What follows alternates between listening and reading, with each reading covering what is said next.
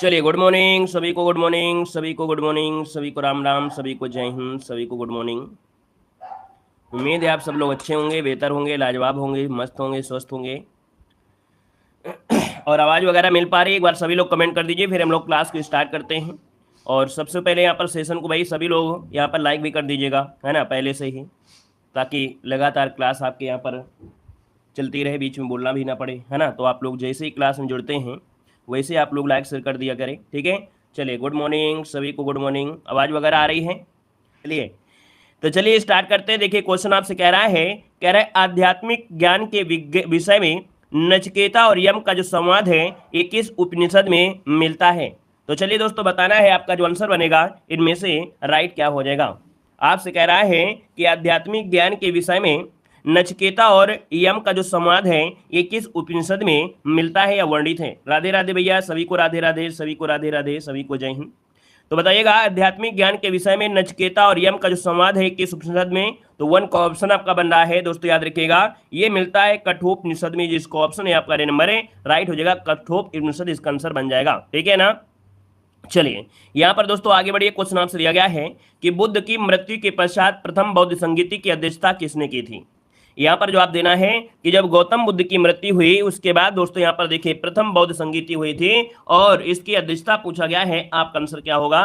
हमने आपको भैया बहुत बार पढ़ाया है, एक बार नहीं बहुत बार पढ़ाया है बौद्ध संगीतियां। अब आप कहेंगे सर यहाँ पर जो ऑप्शन आ रहा है बी नंबर बिल्कुल राइट हो जाएगा, महाकश्यप जिसका आया है बिल्कुल राइट आंसर हो जाएगा, महाकश्यप आपका आंसर है बन जाएगा। क्लियर है ना। और ये दोस्तों आपके कहाँ पर हुई थी, तो आपके राजगृह में हुई थी दोस्तों, याद रखिएगा, सप्तपर्णी गुफा में हुई थी, ठीक है ना। यहाँ पर दोस्तों आगे बढ़िए। क्वेश्चन आपसे पूछा गया है कि चंद्रगुप्त मौर्य के पश्चात सिंहासन पर कौन बैठा था। बताना है चंद्रगुप्त मौर्य के पश्चात सिंहासन पर जो बैठा इनमें से कौन बैठा था। यहाँ पर जो आपका आंसर है वो आपका राइट इनमें से क्या हो जाएगा। चलिए भैया, 3 को ऑप्शन देना है और 3 की अगर बात कर लेते हैं तो आपका जवाब बन जाएगा यहाँ पर डी नंबर बिंदुसार। क्या हो जाएगा, बिंदुसार जिसका ऑप्शन आ रहा है यहाँ पर राइट हो जाएगा दोस्तों। यहाँ पर आगे बढ़िए। क्वेश्चन आपसे अगला पूछा गया है अद्वैत दर्शन के संस्थापक कौन थे। बताना है कि अद्वैत दर्शन के संस्थापक इनमें से कौन थे। अच्छा क्वेश्चन है दोस्तों। यहाँ पर देखिए 4 नंबर का जो ऑप्शन बनेगा ए हो जाएगा, याद रखिएगा शंकराचार्य। क्या हो जाएगा, शंकराचार्य जिसको ऑप्शन है यहाँ पर आपका ए नंबर है राइट हो जाएगा। यहाँ पर दोस्तों आगे बढ़िए। क्वेश्चन आपसे अगला पूछा गया है निम्नलिखित युग्मों में से कौन सा सुमेलित नहीं है, कौन सा सुमेलित नहीं है 5 नंबर में। तो देखिए यहाँ पर दिया है अब्दुल रहमान, दिया है हमीर रासो। दोस्तों याद रखिएगा हमीर रासो की रचना का नाम है सारंगधर। मतलब दोस्तों देखा जाए तो आपका जो पहला पॉइंट आपका दिया गया है ये गलत दिया गया है, याद रखिएगा यहाँ पर आपका ये गलत दिया गया है। अदर वहीं पर चंद्रबरदाई, पृथ्वीराज रासो, जगनिक जो आपके आलाखंड हैं और नरपति नाला जो आपके हो जाएंगे 20 हल्दे हो जाएंगे। आगे बढ़िए। क्वेश्चन दिया गया है कि निम्न में से किसके कार्यकाल में वुड डिस्पैच को लागू किया था। दोस्तों यहाँ पर बताना है कि वुड डिस्पैच को जो लागू किया वो किसने किया था। क्वेश्चन नंबर 6 लॉक किया जाए। तो दोस्तों यहाँ पर वुड डिस्पैच की अगर बात करते हैं तो ऑप्शन यहाँ पर क्या हो जाएगा, यहाँ पर डलहौजी जिसका ऑप्शन है ए नंबर बिल्कुल राइट हो जाएगा। डलहौजी के कार्यकाल में हुआ था दोस्तों, याद रखिएगा 1854 में इसे लागू किया गया था डलहौजी के कार्यकाल में। यहाँ पर आगे बढ़िए। क्वेश्चन दिया गया है कि भारत में पहली बार, कह रहा है भारत में पहली बार जो आपकी जनगणना हुई थी वो आपकी कब हुई थी। भारत में पहली बार जनगणना जो हुई ये आपकी कब हुई थी। तो पहली बार जो हुई थी वो आपकी कब हुई थी, 71 या 72, 72 में, है ना। यहाँ पर आंसर सी हो जाएगा कि 1872 में दोस्तों याद रखिए भारत में पहली बार जनगणना हुई थी। और नियमित जनगणना कब हुई थी, तो नियमित जनगणना आपकी 1881 में आपकी स्टार्ट हुई थी दोस्तों, याद रखिएगा, ठीक है ना। यहाँ पर आगे बढ़िए। क्वेश्चन आपसे दिया गया है, कह रहा है नेटिव मैरिज एक्ट कब पारित किया गया था। नेटिव मैरिज एक्ट जो आपका है पारित कब किया गया था दोस्तों, यहाँ पर बताना है। तो दोस्तों आपका जो आंसर है यहाँ पर बी हो जाएगा, जो कि आपका 1872। दोस्तों याद रखिएगा कि 1872 में नेटिव मैरिज एक्ट पारित किया गया था। मतलब इसमें क्या था कि 14 वर्ष से कम उम्र के लड़कों की विवाह का वर्जित कर दिया था। 14 वर्ष से कम उम्र के अगर बच्चे हैं तो उनका विवाह नहीं होगा भैया, आबादी में होना चाहिए। तो यहाँ पर आंसर जो आपका बनेगा बी नंबर राइट हो जाएगा। नेक्स्ट क्वेश्चन को आते हैं। क्वेश्चन दिया गया है कि गांधी जी को केसर हिंद की उपाधि किसने दी थी। गांधी जी को केसर ये हिंद की जो उपाधि दिया वो दोस्तों किसने दिया था। यहाँ पर आंसर को लॉक करना है। क्वेश्चन नंबर 9 ऑप्शन देना है और जवाब इनमें से क्या होगा। सी नंबर बिल्कुल सही है, लग तो रहा है ये बिल्कुल है। यहाँ पर आपका जवाब हो जाएगा सी नंबर, अंग्रेजों ने दिया था। जैसे ही गांधी जी भाई, जब गांधी जी आपके दक्षिण अफ्रीका से आए, कब आए थे 1915 में, और जब 1915 में आए तो यहाँ पर अंग्रेजों ने क्या किया, बड़ा स्वागत किया और उनको केसर हिंद की उपाधि दी थी। तो ऑप्शन दोस्तों यहाँ पर सी नंबर है राइट हो जाएगा। और इसके बाद आगे बढ़ते क्वेश्चन दिया गया है कि स्वाधीनता दिवस मनाने की घोषणा की गई थी। स्वाधीनता दिवस मनाने की जो घोषणा की गई थी वो आपकी कब की गई थी? क्वेश्चन नंबर यहाँ पर 10 को लॉक करना है। दोस्तों यहाँ पर दिया है स्वाधीनता दिवस मनाने की जो घोषणा की गई थी 10 नंबर की अगर बात करते हैं तो ऑप्शन लगभग सबका जवाब सही आ गया है। आपका जवाब हो जाएगा डी नंबर 26 जनवरी 1930। क्या 26 जनवरी 1930 जिसको ऑप्शन आ रहा है यहाँ पर डी नंबर राइट हो जाएगा। नेक्स्ट क्वेश्चन को आते हैं। क्वेश्चन दिया गया है कि हमारी आकाश गंगा के केंद्र की परिक्रमा करने में सूर्य को कितना समय लगता है? क्वेश्चन नंबर 11 अच्छा क्वेश्चन है, लॉक किया जाए। चलिए तो दोस्तों याद रखिएगा यहाँ पर जो 11 नंबर का ऑप्शन है वो आपका सी हो जाएगा। याद रखिएगा 25 करोड़ वर्ष कितना लग जाता है? 25 करोड़ वर्ष लग जाते हैं दोस्तों, याद रखिएगा इसकी परिक्रमा करने में, ठीक है ना। और यहाँ पर आगे बढ़िए, क्वेश्चन आपसे दिया गया है कि हमारे अंतरिक्ष में कितने तारामंडल हैं? बताना है कि हमारे अंतरिक्ष में जो तारामंडल हैं वो आपके कितने तारामंडल हैं, यहाँ पर ऑप्शन को लॉक करना है। तो दोस्तों याद रखिएगा हमारे अंतरिक्ष में 89 तारामंडल हैं। कितने हैं? 89। कहीं पर लिखा है? जी हाँ, देखिए 12 का ऑप्शन मिल गया है, आपका सी नंबर है। याद रखिए 89 तारामंडल है दोस्तों, याद रखिएगा, जिसमें से अधिकांश जो आपके हैं वो दक्षिणी गोलार्ध में ही आपके देखे जा रहे हैं। यहाँ पर आगे बढ़िए, क्वेश्चन आपसे अगला पूछा गया है, निम्नलिखित में से कौन सा सौरमंडल का भाग नहीं है? कौन सौरमंडल का भाग नहीं है? क्वेश्चन नंबर 13, ऑप्शन को लॉक किया जाए। देखिए सौरमंडल में दोस्तों क्षुद्रग्रह मिलेंगे, धूमकेत मिलेंगे, ग्रह मिलेंगे, लेकिन निहारिका ये इसका भाग नहीं है। निहारिका दोस्तों जब स्टार्टिंग हुई थी, एक जो पिंड था जब टूटा था उसे निहारिका बोला गया था, है ना। यहाँ पर आपका आंसर डी हो जाएगा। और आगे बढ़िए, क्वेश्चन दिया गया है, निम्नलिखित में तारों के मध्य दूरी ज्ञात करने की इकाई क्या होती है? निम्नलिखित में से तारों के मध्य दूरी ज्ञात करने की जो इकाई होती है वो आपकी क्या होती है? तो दोस्तों याद रखिएगा अगर तारों की मध्य दूरी ज्ञात करना है तो आपको कोई यहाँ पर दोस्तों याद रखिएगा कि प्रकाश वर्ष का मापन करते हैं। आपका जो आंसर है 14 नंबर में ऑप्शन डी हो जाएगा, ठीक है ना। ऐसा नहीं कि टेप लेके पहुंच जाओ और इसके बाद नापने लगो, ठीक है। ये प्रकाश वर्ष के माध्यम से माप सकते हैं, इसको ऑप्शन डी नंबर है राइट हो जाएगा। और आगे बढ़िए, क्वेश्चन दिया गया है, कह रहे निम्नलिखित में से कौन सा ग्रह हमारे सौरमंडल का भाग नहीं है? यहाँ पर दोस्तों जो आपका दिया है फ्लोरिडा, क्या दिया है? फ्लोरिडा। बिल्कुल देखा जाए तो बिल्कुल साफ साफ ऑप्शन में दिया गया है कि भैया इनमें सबसे अलग है। जब सबसे अलग है तो ऑप्शन बी नंबर लगा दीजिएगा। आगे बढ़िए, क्वेश्चन दिया गया है कि 1969 में बैंकों के राष्ट्रीयकरण के समय भारत के प्रधानमंत्री कौन थे? चलिए साथियों यहाँ जवाब देना है कि 1969 में बैंकों के राष्ट्रीयकरण के समय भारत के प्रधानमंत्री कौन थे? चलिए और देखिए आपका जवाब इनमें से राइट क्या हो जाएगा। चलिए बहुत अच्छे, वेरी गुड। दोस्तों यहाँ पर देखिए 1969 की अगर बात करते हैं तो इस समय दोस्तों याद रखिएगा इंदिरा गांधी का समय था। यहाँ पर जो आंसर आपका है वो राइट हो जाएगा, आपका डी नंबर है, इंदिरा गांधी आपका आंसर है, यहाँ पर राइट हो जाएगा। दोस्तों कब हुआ था? तो आपके 19 जुलाई 1969 को हुआ था दोस्तों, याद रखिएगा। 14 निजी बैंकों का राष्ट्रीयकरण किया गया था। क्लियर है? आगे बढ़िए, क्वेश्चन आपसे अगला पूछा गया है, निम्नलिखित में से कौन सा कर अप्रत्यक्ष कर नहीं है?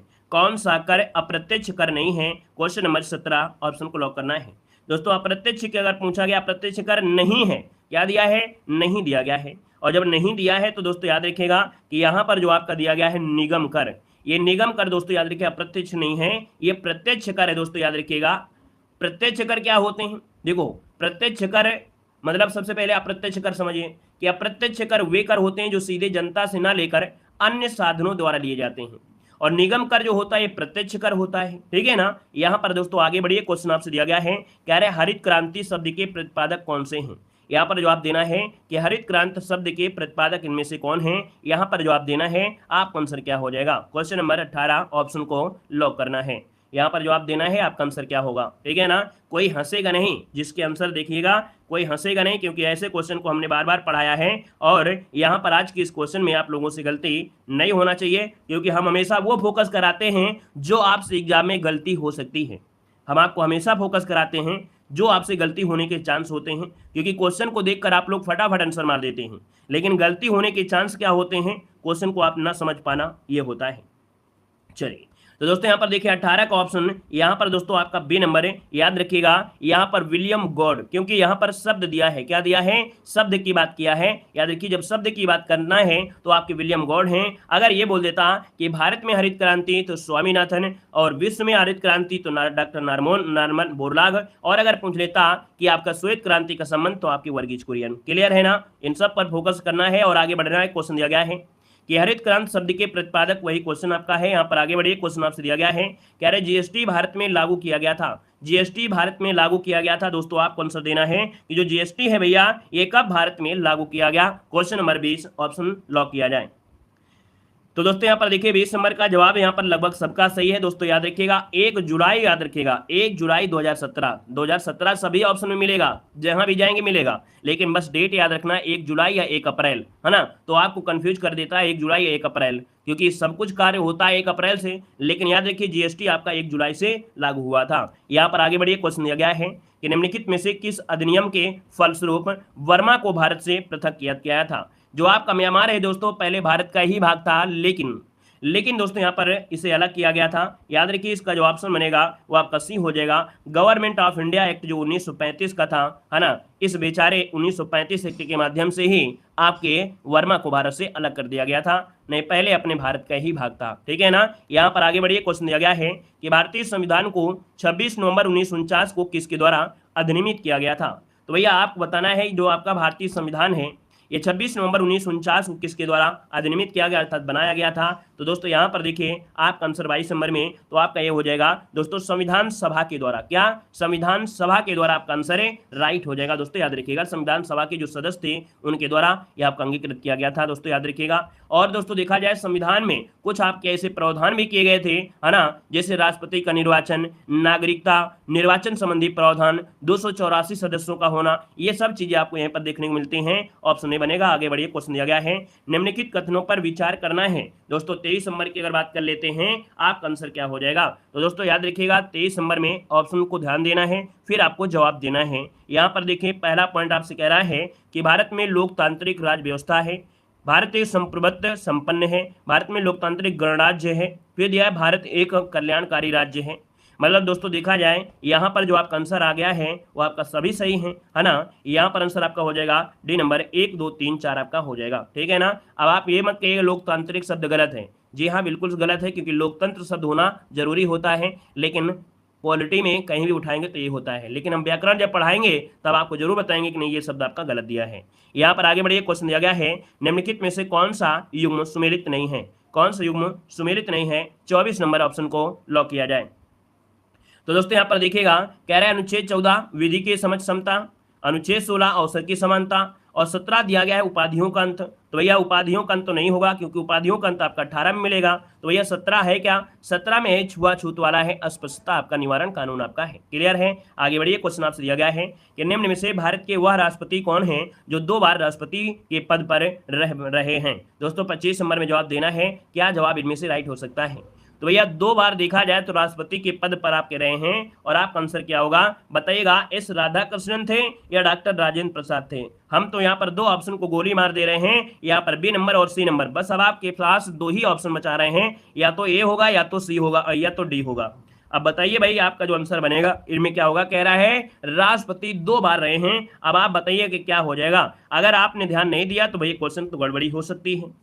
चलिए अब दोस्तों यहाँ पर जिसका आ रहा है ए नंबर और किसी का आ रहा है डी नंबर, तो भैया देखिए हम जानते थे इसमें काफी लोग यहाँ पर गलती करेंगे, है ना। याद रखिएगा कि यहाँ पर जो आपके एस राधाकृष्णन थे ये भैया 2 बार क्या रहे हैं, उपराष्ट्रपति रहे हैं। क्या ये उपराष्ट्रपति रहे हैं, याद रखिए उपराष्ट्रपति रहे हैं। लेकिन आपसे पूछा गया है राष्ट्रपति, तो ये है डॉक्टर राजेंद्र प्रसाद। तो इसका जो आंसर लगाना है वो आपको डी नंबर राइट करना है। बिहार के लाल doctor Rajendra Prasad, option D number right हो जाएगा। यहाँ पर आगे बढ़िए, क्वेश्चन आपसे अगला पूछा गया है पेस मेकर का संबंध किससे होता है। दोस्तों पेस मेकर का संबंध जो होता है वो किससे होता है। आप कहेंगे सर पेस मेकर की अगर हम बात कर लेते हैं 26 नंबर में, तो आपका आंसर क्या होगा। चलिए 26 नंबर जल्दी से बताइए।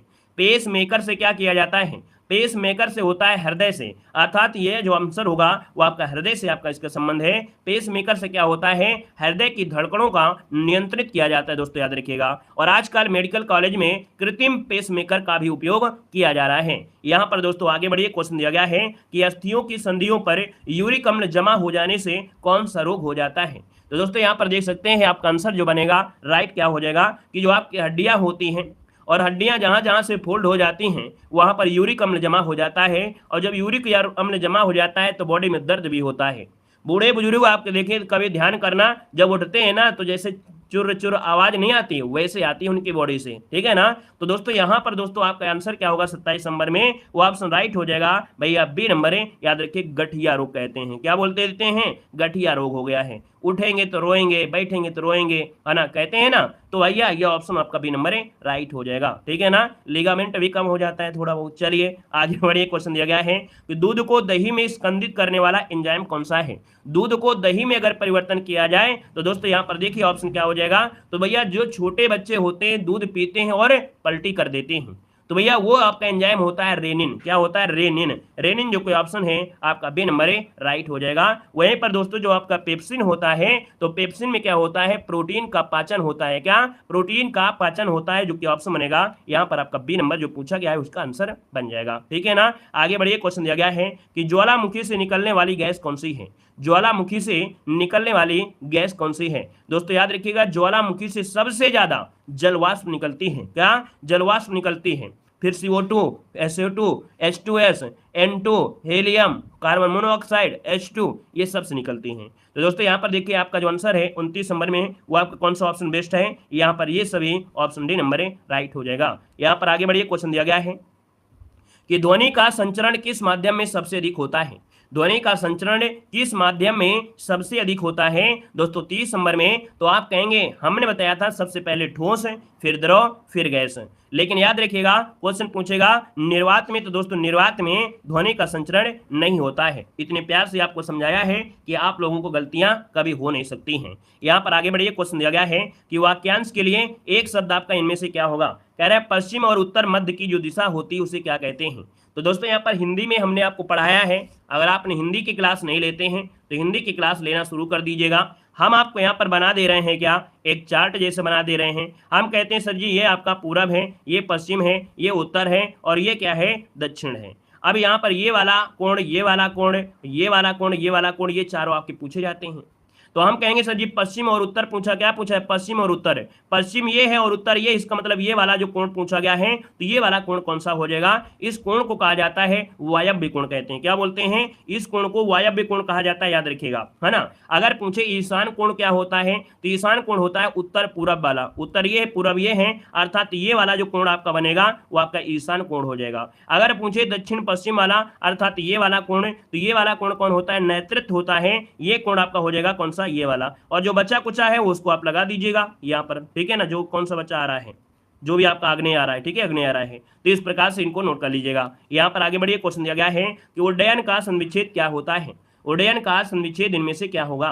तो भैया हमने आपको व्यंजन संधि में बताया था कि ता के बाद जब डा और ढा आए, है ना, तो वह डा में परिवर्तित हो जाता है, अर्थात उत धन डयन, उड्डयन। ऑप्शन लगभग सबका सही है और आपका आंसर यहाँ पर हो जाएगा ए नंबर बन जाएगा। यहाँ पर आगे बढ़िए, क्वेश्चन दिया गया है कि निम्नलिखित शब्दों में से दिए गए श्रुति सम युग्म का अर्थ इनमें से क्या होता है।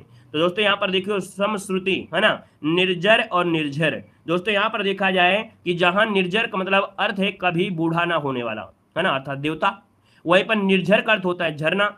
आपका जो आंसर 58 नंबर में वो ऑप्शन सी हो जाएगा। याद रखिएगा सी हो जाएगा, देवता और झरना, है ना। याद रखिए निर्जर मतलब कहा जाता है जो कभी बूढ़ा नहीं होता है, अर्थात हम देवताओं की बात कर देंगे, वहीं पर निर्जर मतलब होता है झरना होता है। यहाँ पर आगे बढ़िए, क्वेश्चन आपसे अगला पूछा गया है, यहाँ पर दिया गया है आत्मजयी के रचयिता कौन है।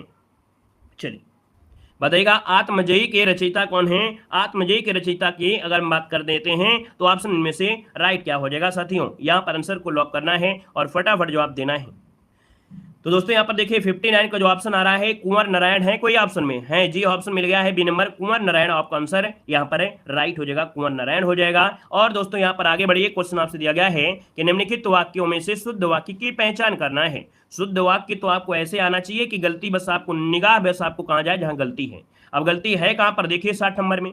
60 नंबर में क्या गलती है, ध्यान दीजिएगा। यहाँ पर 60 नंबर में तो कह रहा है उसने मिष्टान्न खरीदा। भाई गलती यहाँ पर मिष्टान्न आपका होगा, मिष्ठान्न यहाँ पर हो जाएगा, अर्थात गलती आपकी क्या है, यहाँ पर नंबर आपका हो जाएगा दोस्तों, ठीक है ना। यहाँ पर अगला है वह भोजन बहुत गरिष्ठ है, पंत जी ये आपके सभी आपके होंगे। यहाँ पर शुद्ध पूछा है, मिष्टान्न है, भोजन बहुत गरिष्ठ है और पंत जी की षष्ठी पूर्ति पर खपरंबा कृति भेंट की गई थी। आप तो अंतर्ध्यान, ये आपका गलत है, मतलब शुद्ध पूछा गया है ना। यहाँ पर देखो ये जो आपका लिखा है मिष्टान्न लिखा है और अगर होता है मिष्ठान्न, क्या होता है, मिष्ठान्न होता है, मिष्ठान्न वो गलत होता है, मिष्ठान्न सही है। इसमें शुद्ध पूछा गया है, मिष्ठान्न शब्द आपका सही होता है, ठीक है, यहाँ पर गलती हो रही थी। यहाँ पर अगला क्वेश्चन दिया है, गीता रहस्य नामक पुस्तक के लेखक कौन है, बताइएगा। गीता रहस्य नामक पुस्तक यहाँ पर पूछा गया, गीता रहस्य नामक पुस्तक है यहाँ पर 81 नंबर में। भैया गीता रहस्य जो दिया गया है आपका आंसर में से क्या होगा, तो गीता रहस्य लगभग देखा जाए कि आपने पढ़ा होगा बाल गंगाधर तिलक, है ना,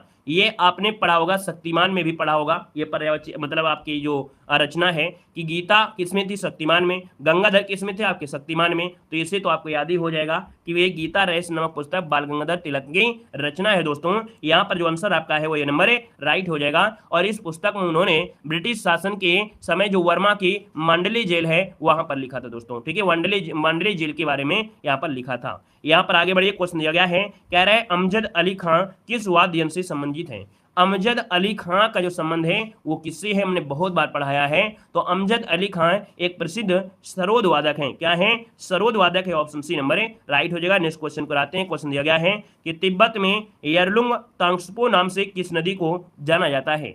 दोस्तों बताना है कि तिब्बत में जो आपका यरलुंग तांग्सपो है ना, वो किस नाम से जानते हैं। आपका आंसर क्या होगा 83 में, तो आप सभी लोग कहेंगे तिब्बत में ब्रह्मपुत्र नदी, मतलब जो ऑप्शन है यहाँ पर आपका राइट आंसर क्या हो जाएगा, तो भैया ये है आपका ब्रह्मपुत्र, आपका आंसर है, राइट हो जाएगा, ठीक है ना। ब्रह्मपुत्र की लंबाई लगभग देखा जाए तो आपकी 2900 किलोमीटर है लगभग आपकी है दोस्तों, याद रखिएगा। यहाँ पर आगे बढ़िए, क्वेश्चन आपसे अगला पूछा गया है और आपसे कह रहा है यहाँ पर कि संसद के प्रत्येक सदन की कार्यवाही में संसद का सदस्य न होते हुए भी कौन भाग लेता है। मतलब ये संसद का सदस्य नहीं है लेकिन फिर भी कार्यवाही में भाग ले सकता है ना, तो भैया यहाँ पर आंसर आपका राइट क्या हो जाएगा। चलिए दोस्तों यहाँ पर देखा जाए आपका आंसर हो जाएगा यहाँ पर आपका महान्यायवादी, अटॉर्नी जनरल, है ना, यहाँ पर आंसर आपका हो जाएगा सी नंबर है। लेकिन वोट देने का अधिकार नहीं है, जो महान्यायवादी है उसको वोट देने का अधिकार नहीं होता है, याद रखिएगा। महान्यायाधीश जो कि भारत का प्रथम विधि अधिकारी माना जाता है। आगे बढ़िए, क्वेश्चन दिया गया है, लोसांग उत्सव किस राज्य में मनाया जाता है। लोसांग उत्सव किस राज्य में मनाया जाता है, क्वेश्चन नंबर 85, ऑप्शन को लॉक किया जाए। लोसांग दिया है और जब लोसांग दिया है तो आपको बताना है सिक्किम, कहां पर देना है, आपको सिक्किम बताना, याद रखिएगा। यहाँ पर एक जाति रहती है भूटिया जनजाति, भूटिया जनजाति के द्वारा ये एक त्यौहार आपका मनाते हैं, ठीक है ना। और देखा जाए तो यहाँ जो किसान होते हैं वो अपनी फसलों की कटाई का उत्सव मनाने के लिए इस त्यौहार का आयोजन भी करते हैं। आगे बढ़िए, क्वेश्चन दिया गया है कि सीवी रमन को किस क्षेत्र में कार्य करने के लिए नोबेल पुरस्कार से सम्मानित किया गया था। तो दोस्तों बताना है कि सीवी रमन को किस क्षेत्र में कार्य करने के लिए नोबेल पुरस्कार से सम्मानित किया गया था, ऑप्शन को लॉक किया जाए। चलिए तो दोस्तों इन्होंने भौतिक में एक नोबेल पुरस्कार प्राप्त किया था, है ना। यहाँ पर रमन इफेक्ट के लिए, अर्थात इसीलिए रमन प्रभाव के नाम से भी जानते हैं। लगभग 86 को ऑप्शन अब तक सभी का आ गया है, ऑप्शन आपका हो जाएगा बी नंबर है, याद रखिएगा, प्रकाश का प्रकीर्णन अर्थात रमन प्रभाव, ठीक है ना। यहाँ पर दोस्तों आगे बढ़िए, क्वेश्चन दिया गया है कि विश्व का एकमात्र तैरता हुआ राष्ट्रीय उद्यान कहाँ स्थित है। बताइएगा कि विश्व का एकमात्र तैरता हुआ राष्ट्रीय उद्यान जो आपका है इनमें से वो कौन सा हो जाएगा, जल्दी से बताना है। आपका आंसर यहाँ पर क्या हो जाएगा, फास्ट आंसर आना चाहिए भाई। बिल्कुल सही है आपका मणिपुर, दोस्तों याद रखिएगा, मणिपुर में एक तैरता हुआ राष्ट्रीय उद्यान है ना। वहां पर एक झील है लोकटक झील, है ना, जो कि बहुत ही सुंदर दृश्य आपका है यहाँ पर। और दोस्तों यहाँ पर इसी में आपके है आपका केबुल लामजाओ जो कि आपका इसी में है, ठीक है। यहाँ पर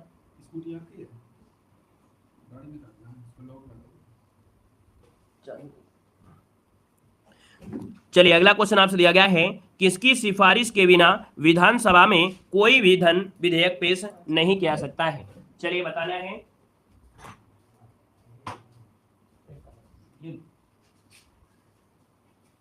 चलिए कह रहा आपसे कि किसकी सिफारिश के बिना विधानसभा में कोई भी धन विधेयक पेश नहीं किया सकता है। 88 को ऑप्शन देना है। और 88 की अगर बात करते हैं तो दोस्तों यहां पर आपका आंसर क्या होगा, क्वेश्चन में थोड़ा सा परिवर्तन है। कह रहा है किसकी सिफारिश के बिना विधानसभा में कोई भी धन विधेयक पेश नहीं किया सकता है। चलिए भाई 88 नंबर का आपको समय मिल गया था, अब जवाब आपको देना है क्या आंसर हो सकता है। चलिए 88 को ऑप्शन आ रहा है, कह रहे विधानसभा अध्यक्ष। लेकिन दोस्तों याद रखिएगा 88 का जो ऑप्शन बनेगा, याद रखिएगा राज्यपाल। दोस्तों याद रखिएगा, कह रहा है कि किसकी सिफारिश के बिना, सिफारिश के बिना, क्योंकि ये नहीं कह रहा है कि कोई विधेयक धन विधेयक है या नहीं, ये कह रहा है कि किसकी सिफारिश के बिना विधानसभा में कोई भी धन विधेयक पेश नहीं किया सकता है। आपका राइट आंसर हो जाएगा राज्यपाल की सिफारिश के बिना विधानसभा में कोई भी धन विधेयक पेश नहीं किया सकता है। लेकिन यही केंद्र में होता है, तो केंद्र में दोस्तों आपके वित्त मंत्री होते हैं, याद रखिएगा, ठीक है ना। चलिए आगे बढ़िए, क्वेश्चन आपसे दिया गया है, कह रहा है इनमें से किस फसल का ज्ञान वैदिक काल के लोगों को नहीं था। यहाँ पर जवाब देना है 89 नंबर में, आपसे कह रहा है इनमें से किस फसल का ज्ञान वैदिक काल के लोगों को नहीं था। आंसर क्या हो जाएगा।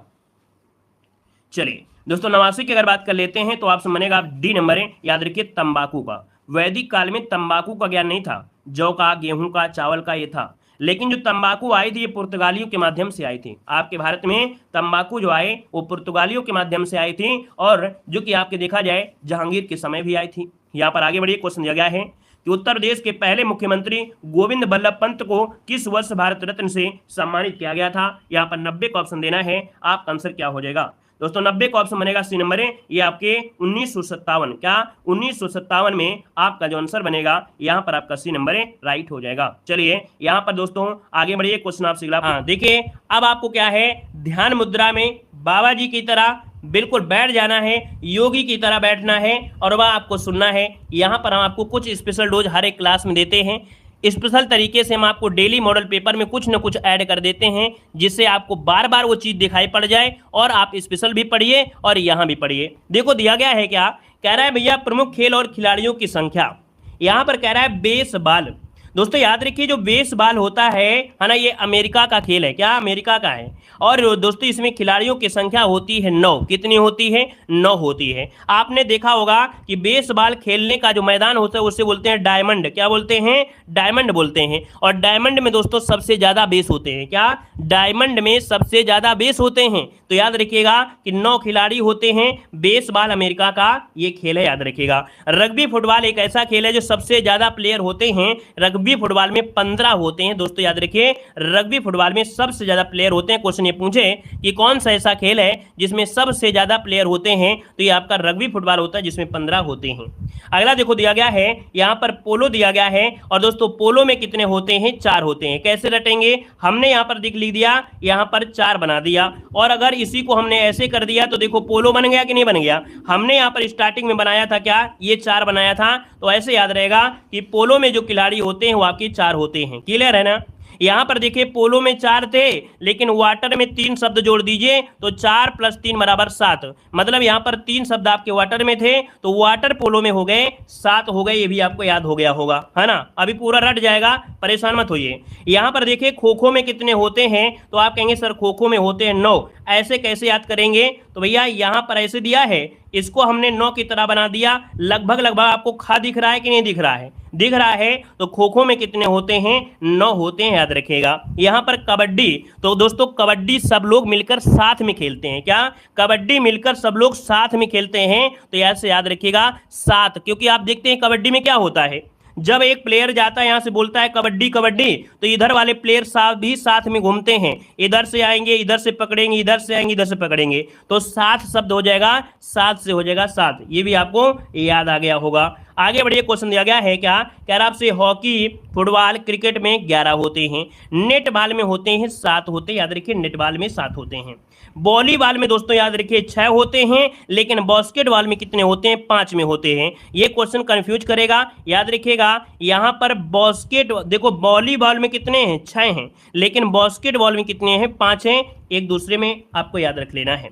यहाँ पर जिम्नास्टिक में दोस्तों याद रखिए दीपा कर्माकर, आपने नाम सुना होगा, ओलंपिक में क्वालिफाई करने वाली यहाँ पर आपकी पहली महिला थी। कौन, तो आपकी जो आपकी दीपा कर्माकर, है ना। तो आपकी जिम्नास्टिक में दोस्तों क्या है, यहाँ पर 8 हैं। याद कैसे रहेगा, जिम्नास्टिक, आस्टिक, आस्टिक शब्द आ रहा है और आस्टिक मतलब हो गया 8। तो जिम्नास्टिक में कितने होते हैं, 8 होते हैं। अभी हाल ही में दीपा कर्माकर डोप के मामले में पाई गई हैं, जिस वजह से 4 साल के लिए प्रतिबंधित कर दिया गया है। यहाँ पर टेबल टेनिस में 1 या तो डबल होता है, स्नूकर में आपका 1 होता है, और फुटसल भैया इसमें 5 होता है। ये फुटसल गेम कौन सा है भैया, हमें नहीं पता है। ठीक है, आगे बढ़िए, क्वेश्चन दिया गया है। यहाँ पर खिलाड़ी और उनके उपनाम पूछा गया है, जो कि यहाँ पर क्वेश्चन आपके बनते हैं। देखो दिया गया है, कह रहा है हॉकी का जादूगर किसे कहते हैं। चलिए या हॉकी का जादूगर किसे कहते हैं? तो दोस्तों याद रखिएगा, हॉकी का जादूगर कहते हैं मेजर ध्यानचंद को कहा जाता है। यहाँ पर दिया फ्लाइंग सिख किसे कहते हैं? तो दोस्तों फ्लाइंग फिश दिया गया, सिख नहीं बोला है, फ्लाइंग फिश।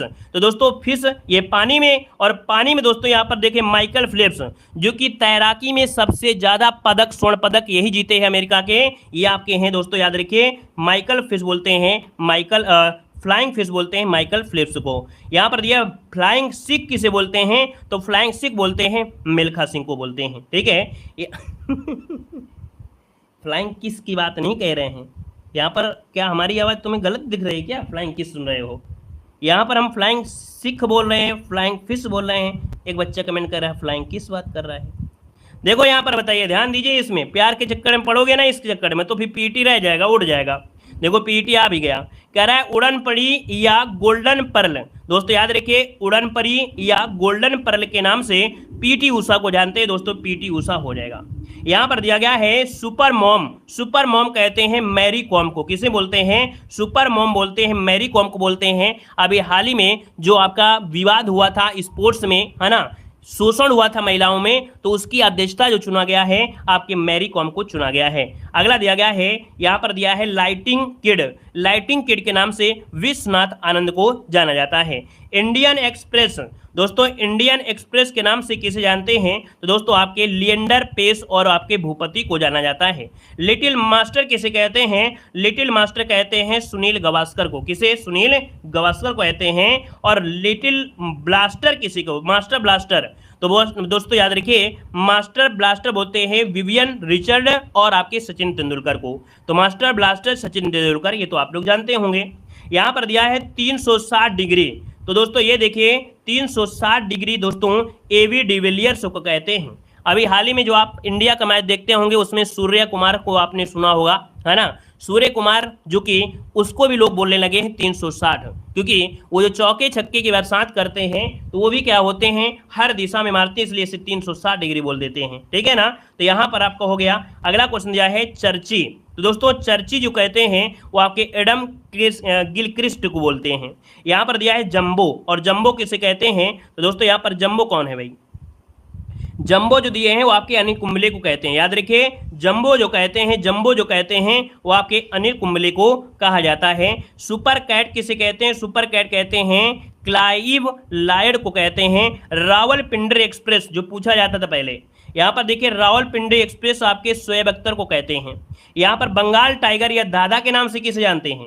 बंगाल टाइगर या दादा कहते हैं सौरव गांगुली को। याद रखिए दादा बोले होंगे, ये तो बंगाल टाइगर नहीं सुने होंगे लेकिन ये सुने होंगे दादा, ये आपके सौरव गांगुली कहते हैं। यहाँ पर देखो द वाल, तो दोस्तों यहाँ पर देख सकते हैं कि आपके दोस्तों जेमी या दवाल या मिस्टर रियाबल। तो दोस्तों दवाल शब्द आपने जरूर सुना होगा। याद रखिए राहुल द्रविड़ खड़े हो जाते पिच में तो भी दीवार की तरह आउट नहीं होते, यहाँ पर आपके राहुल द्रविड़।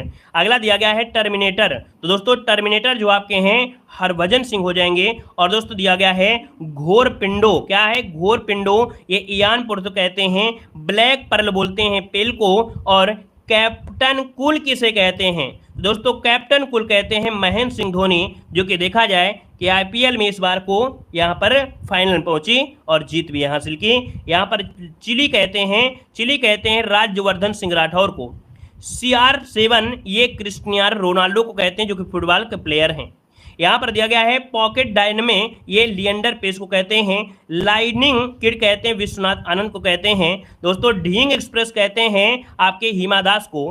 रन मशीन या चीकू, दोस्तों रन मशीन या चीकू कहते हैं विराट कोहली कहते हैं। और डांसिंग अंपायर, ये डांसिंग अंपायर क्वेश्चन पूछा गया था, याद होया गो, डांसिंग अंपायर कहते हैं विली बाउडन को बोलते हैं। यहाँ पर हरियाणा केन कहते हैं आपके कपिल देव को कहते हैं, हरियाणा केन कपिल देव को। डेनिस द मेनोस ये आंद्रे अगासी कहते हैं। द सिक्किमी स्पाइनर ये वांगचुक भूटिया को कहते हैं। और द आयरन लेडी, दोस्तों याद रखिए the iron lady Karnam Malleswari हैं। और दोस्तों याद रखिए आयरन लेडी, देखिए द आयरन लेडी दोनों अलग हैं। आयरन लेडी हो जाता तो वो मणिपुर की आपकी थी, कौन सा? ओरोम सिरमिला थी। ओरोम सिरमिला है जो कि आपके मणिपुर की। द आयरन लेडी आपकी कर्णम मल्लेश्वरी हैं। पिलकर सिंह आपके संदीप हैं। हिटमैन दोस्तों रोहित शर्मा को हिटमैन के नाम से जानते हैं। मुल्तान का सुल्तान दोस्तों वीरेंद्र सहवाग को कहते हैं। गब्बर दोस्तों, गब्बर कहते हैं शिखर धवन को दोस्तों, ठीक है ना। दोस्तों यहाँ पर दिया गया है उत्तरी ध्रुव पर पहुंचने वाला विश्व का प्रथम व्यक्ति कौन था, बताइएगा कि उत्तरी ध्रुव पर पहुंचने वाला विश्व का प्रथम व्यक्ति कौन था। Robert Peary. कौन थे, रॉबर्ट पेरी हो जाएगा। दक्षिणी ध्रुव पर पहुंचने वाला विश्व का प्रथम व्यक्ति कौन था, तो आपके यहाँ पर एमंडरसन है ना, कौन, एमंडरसन हो जाएंगे। और अगला पॉइंट आपसे कह रहा है कि दक्षिणी ध्रुव पर पहुंचने वाली विश्व की प्रथम महिला कौन थी। तो दोस्तों याद रखिएगा दक्षिणी ध्रुव पर पहुंचने वाली विश्व की प्रथम महिला, ये दोस्तों इनका नाम है मिस फ्रॉन फिप्स आपका हो जाएगा। उत्तरी ध्रुव पर पहुंचने वाली विश्व की प्रथम महिला कौन थी, तो कैरोलिना मिकलसन थी। यहां पर दिया गया है कि उत्तरी ध्रुव पर पैदल पहुंचने वाली प्रथम महिला कौन थी, तो ये है आपकी थी क्रिस्टीन जेनिन थी। अगला है माउंट एवरेस्ट पर चढ़ने वाला पहले व्यक्ति कौन थे, तो माउंट एवरेस्ट पर दोस्तों याद रखिएगा एमंडरसन हिलेरी और तेंजिंग नोर्गे, ये आपके माउंट एवरेस्ट पर चढ़ने वाले पहले व्यक्ति थे। अगला दिया गया है माउंट एवरेस्ट के प्रथम विजेता अभियान दल के नेता कौन थे, तो आपके कर्नल हंट थे, जो कि आपके ब्रिटेन के थे। बिना ऑक्सीजन के दोस्तों माउंट एवरेस्ट पर चढ़े थे, कौन, तो बिना ऑक्सीजन के माउंट एवरेस्ट पर चढ़ने वाले ये पहले व्यक्ति थे फू दोरजी। कौन है, फू दोरजी। और अगला पॉइंट आपसे कह रहा है कि बिना ऑक्सीजन के माउंट एवरेस्ट पर चढ़ने वाली पहली महिला कौन थी, तो ये पहली महिला था एलिसन गार ग्रिप्स, ठीक है ना। अगला पॉइंट कह रहा है माउंट एवरेस्ट पर चढ़ने वाली पहली महिला कौन सी थी, तो ये आपके देखिए ये आपकी जुनको तोबई हो जाएगा। अगला है कि माउंट एवरेस्ट पर दक्षिणी तथा उत्तरी छोरों से चढ़ाई करने वाली विश्व की प्रथम महिला, ये है आपकी कुली ओजेंडो हो जाएगा, दक्षिण अफ्रीका की सॉरी। अगला दिया गया है कि सर्वाधिक उम्र में माउंट एवरेस्ट पर चढ़ने वाला पहला व्यक्ति, और पहले व्यक्ति थे ये आपके रिचर्ड वास। कौन है, रिचर्ड वास हो जाएंगे। माउंट एवरेस्ट पर चढ़ने वाले नेत्रहीन व्यक्ति कौन थे भैया, ये नेत्रहीन व्यक्ति थे कौन, अमेरिका के, इनका नाम है एरिक विन मेयर, ठीक है। अगला है विश्व का पहला क्रिकेट क्लब कौन सा था, तो विश्व का पहला क्रिकेट क्लब था आपका मेलबर्न, जो कि आपका ब्रिटेन में आपका है। और अगला ऑप्शन दिया गया है कि विश्व में कौन सा व्यक्ति गुटनिरपेक्षता शब्द के प्रथम प्रयोग करता है, अर्थात जो गुटनिरपेक्ष शब्द था ये वीके कृष्ण मेनन के द्वारा प्रयोग किया गया था। अगला गुटनिरपेक्ष आंदोलन के जो आयोजन स्थल था वो बेलग्रेड में किया गया था। कहां पर, बेलग्रेड में किया गया था। अंतर्राष्ट्रीय फुटबॉल प्रतियोगिता हेतु नियुक्त की गई पहली महिला कौन थी, तो इनका नाम है लिंडा ब्लैक, ठीक है। ये अंतर्राष्ट्रीय फुटबॉल प्रतियोगिता हेतु नियुक्त की गई थी पहली महिला। पृथ्वी का मानचित्र बनाने वाला पहला व्यक्ति था अलेक्जेंडर, ठीक है ना। अंतर्राष्ट्रीय या अंतर संसदीय संघ के प्रथम सम्मेलन का जो आयोजन स्थल पेरिस में हुआ था। विश्व में पहली बार परमाणु बम जो गिराया गया था आपके हिरोशिमा में, और इसके बाद फिर नागासाकी में गिराया गया था। अगला है विश्व में समुद्री नौकाओं का निर्माण करने वाला पहला देश कौन है, तो ये भैया आपका नीदरलैंड है। विश्व में वायुयान से अपनी पहली उड़ान भरने वाले व्यक्ति थे कौन, राइट बंद। कौन है, राइट बंद हो जाएगा। विश्व में इंग्लिश चैनल पार करने वाला प्रथम वायुयान चालक इनमें से कौन था, तो वायुयान चालक था आपका लुई ब्रेलियो, जो कि फ्रांस का है। जेट वायुयान की प्रथम प्रायोगिक उड़ान भरने वाला ये आपका है कौन, फ्रैंक व्हिटलर हो जाएगा, फ्रैंक व्हिटलर हो जाएगा, ठीक है ना। यहाँ पर दोस्तों दिया है वायु गुब्बारे से अटलांटिक महासागर पार करने वाला, जो जरूरी है उसको हम बता दे रहे हैं, ठीक है, जो जरूरी है वो बता दे रहे हैं। गुब्बारे से अटलांटिक महासागर पार करने वाला पहला व्यक्ति था कौन है, तो रिचर्ड ब्रांसन हो जाएगा, ठीक है ना। यहाँ पर दोस्तों अगला पॉइंट आपसे कह रहा है राष्ट्रीय गान का प्रारंभ करने वाला देश कौन था, तो राष्ट्रीय गान का प्रारंभ करने वाला देश था जापान, ठीक है, जापान। ये जो पीडीएफ है हम आपको टेलीग्राम पे भेज देंगे, देव जी के ट्रिक टेलीग्राम है, तो जिसको ज्यादा पढ़ना है पढ़ सकते हैं, लेकिन जो हम आपको पढ़ा दे रहे हैं बस उतना पढ़ लीजिएगा। यहाँ पर दिया गया है अंटार्कटिका महाद्वीप में पहुंचने वाले प्रथम महिला, ये दोस्तों मिस कैरोलिन मिकलसन थी। और अगला दिया गया है दोनों ध्रुवों पर पहुंचने वाले प्रथम व्यक्ति कौन थे, तो ये हैं डॉक्टर अल्बर्ट पी कैरी। यहाँ पर दोस्तों सर्वप्रथम संविधान का निर्माण करने वाला देश कौन सा है, तो संयुक्त राज्य अमेरिका हो जाएगा। युद्ध टैंक का निर्माण करने वाला पहला देश आपका ब्रिटेन था दोस्तों। और विश्व का प्रथम विश्वविद्यालय कौन था, तो दोस्तों विश्व का प्रथम विश्वविद्यालय ये कारूनी विश्वविद्यालय, जो कि आपके मोरक्को में है, ठीक है ना। विश्व का पहला धर्म आपका हिंदू धर्म माना जाता है, जो कि सनातन धर्म है। विश्व के पहले अंतर्राष्ट्रीय क्रिकेट मैच में खेलने वाले देश कौन है, तो याद रखिएगा अंतर्राष्ट्रीय मैच खेला था इंग्लैंड और ऑस्ट्रेलिया ने खेला था दोस्तों, याद रखिएगा। इंग्लैंड के दौरे पर जाने वाली पहली विदेशी क्रिकेट टीम आपकी थी ऑस्ट्रेलिया। यहाँ पर दोस्तों दिया गया है खगोल विज्ञान और गणित के प्रथम युगांतकारी विद्वान कौन थे, तो ये थे आपके आर्यभट्ट थे दोस्तों। सशस्त्र त्याग करके अहिंसा अपनाने वाला विश्व का प्रथम सम्राट था अशोक, है ना, जो आपका युद्ध हुआ था। और उस कलिंग के युद्ध के बाद दोस्तों याद रखिएगा अशोक ने सब कुछ छोड़ दिया था, है ना। अगला दिया गया है क्या दिया गया अगला पॉइंट, कह रहा है चंद्रमा पर उतरने वाला पहला चालक युक्त अंतरिक्ष यान जिसका नाम था ईगल, क्या नाम था, ईगल था। मंगल ग्रह पर उतरने वाला पहला अंतरिक्ष यान कौन था, वाइकिंग फर्स्ट था, वाइकिंग फर्स्ट हो जाएगा। 2 बार अंतरिक्ष में जाने वाला प्रथम यात्री कौन था, तो कर्नल व्लादिमीर यहाँ पर जो कोमरो है, जो कि आपके रूस के हैं। और आगे बढ़िए, क्वेश्चन आपसे अगला पूछा गया है यहाँ पर अगला पॉइंट। चलिए, अंतरिक्ष में पर्यटन आपके कौन थे, तो डेविस टीटो हो जाएंगे, डेविस टीटो हो जाएंगे। यहाँ पर चंद्रमा पर उतरने वाला पहला चालक विहीन अंतरिक्ष आपका लूना 9 था, लूना 9। चंद्रमा पर मानव को पहुंचाने वाला पहला यान कौन था, अपोलो 2, इसको याद रखिएगा। चंद्रमा पर मानव को पहुंचाने वाला अपोलो 2 था दोस्तों, याद रखिएगा। और चंद्रमा पर मानव को भेजने वाला प्रथम देश कौन था, तो आपका संयुक्त राज्य अमेरिका हो जाएगा। चंद्रमा पर कदम रखने वाला कौन था, तो आपका नील आर्मस्ट्रांग हो जाएगा दोस्तों, याद रखिएगा, ठीक है ना। तो इतना ही रखते हैं, पीडीएफ आपको टेलीग्राम पे भेज देंगे, तो और अच्छी तरीके से अपना रिवीजन कर लीजिएगा, पढ़ लीजिएगा, ठीक है ना। धन्यवाद सभी को, जय हिंद।